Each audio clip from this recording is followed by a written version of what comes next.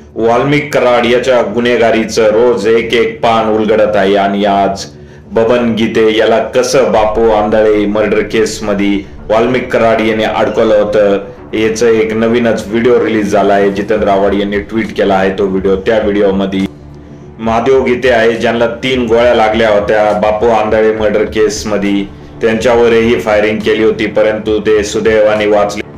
Firing Valmik कराडच्या माणसांनी केली आणि गुन्हे मात्र बबन गीतेवर टाकले। बबन गीते जो अजूनही फरार आहे। बबन गीते धनंजय मुंडे यांचे राजकीय प्रतिस्पर्धी होते।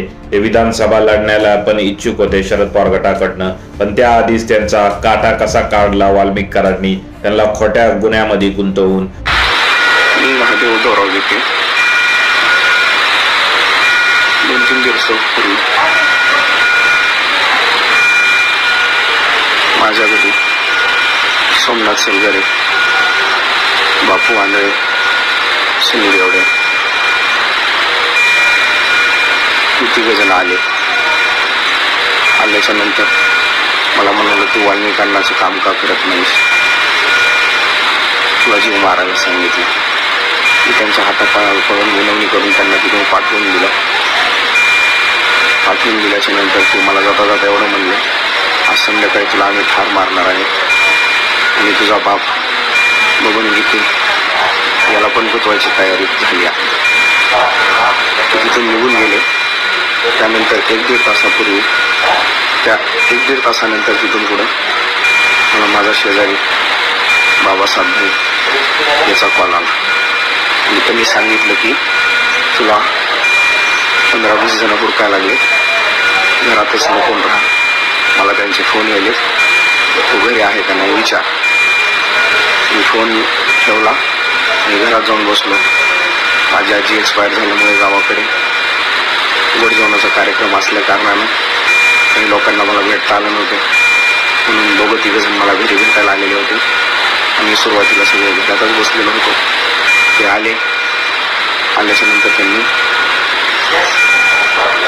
घरावर दगडफेक केली, गाडी फोडली, दरवाजात फायर केल्याच्या नंतर मी बाहेर आलो। बापू आंधळे ओळखीचा दिसल्यामुळे बापू आंधळे समोर होता। मी बाहेर निघाल्याबरोबर बापू आंधळे माझ्या छातीत बुक्की मारली। का मारलंस म्हणून जवळ गेलो तर त्यांनी सांगितलं की आम्हाला सांगितलं वाल्मिकांनी तुला जीव मारून टाकायचं। वाल्मिक बाबूराव कराड यांनी सांगितलं जीव मारून टाकायचं। नंतर गाडीच्या पाठीमागं जिथं गाडी उभा होती तिथं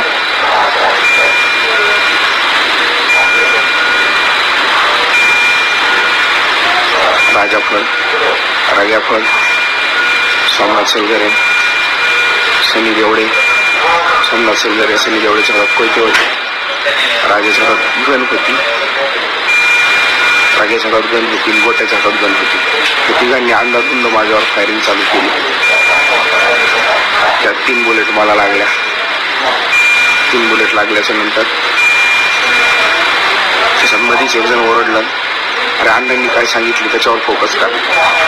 त्याच अंदाधुंद फायरिंगमध्ये त्यांनी त्या मयत झालेल्या बापू आंधळेला गोळ्या घातल्या, त्याला तिथं मारून टाकलं आणि तिथून पसार झाली आणि फरार होऊन गेला। जर माझ्या हातात हत्यार असतं, जर माझ्याकडे हत्यार असतं मी यांना प्रत्युत्तर दिलं असतं। 3 बुलेट लागलेले असताना मला तिथं पडलो मी आणि थोडंसं कोसळल्यासारखं झालं। स्वतःला कसं सावरलं, तीच गाडी काढली आणि त्याच गाडीत मी स्वतः गाडी चालवत आलो। इथून पुढे माझ्यावर, माझ्या जीवितास व माझ्या पूर्ण परिवाराच्या जीवितास वाल्मिक कराडवर त्याच्या सर्व कार्यकर्त्यांच्याकडून धोका, इथून पुढं माझ्या जीवाला काहीही झालं किंवा माझ्या परिवाराच्या जीवितास काही झालं त्याचं सर्वस्व जबाबदार वाल्मिक कराड हा असतो। ही घटना घडत असताना बबन गीते माझ्या घरापाशी नव्हती किंवा या घटनेचा त्यांचा अर्थार्थी कसलाही संबंध नाही। ते तिथं कसल्याही प्रकारे उपस्थित नव्हते। वाल्मिक कराडची एवढी दहशत होती बीड जिल्ह्यामध्ये की पालकमंत्री पद त्याच्या हातात होतं, त्याच्यावर द्वारा तो कुणालाही गुन्हेगार करत होता, ज्याला वाटेल त्याला तो गुन्ह्यात अडकवत होता व ज्याला वाटेल त्याला गुन्हे करून मुक्त फिरून देत होता. म्हणजे तोच कायदा व सुव्यवस्था झाला होता बीड जिल्ह्याची मागील 5 वर्षात. याचा हा पुरावा आहे.